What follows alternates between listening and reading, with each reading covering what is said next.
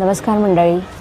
आता सर्वच प्रसारमाध्यमांवर एकच चर्चा आहे, जे इराण आणि इस्रायल या युद्धादरम्यानची.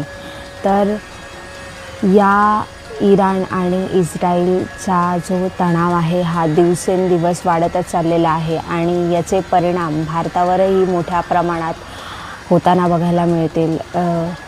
जो इराणमधला जो तेल आहे तो मोठ्या प्रमाणात भारतामध्ये आयात होत असतो आणि त्यामुळे तेलाच्या किमतीत वाढणार आहेत.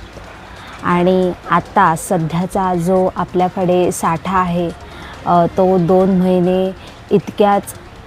महिने इतकंच पुरेल एवढंच तेलाचा साठा आहे. आणि त्यानंतरचं हे 2 महिने अजून जर वॉर वाढत गेलं तर नक्कीच ह्या रोजच्या जीवनावश्यक वस्तूच्या किमतीतले दरही आपल्याला वाढताना बघायला मिळतील. शेअर मार्केटवरही मोठ्या प्रमाणात दबाव आलेला आहे. सोन्याचा दर तर दिवसेंदिवस वाढतच चाललेला आहे, पण जो हे या वॉरमुळे सोन्याच्या दरात आणखीन उच्चांक गाठलेला आपल्याला बघायला मिळेल. सामान्य माणसाच्या खिशेला नक्कीच कात्री लागणार आहे.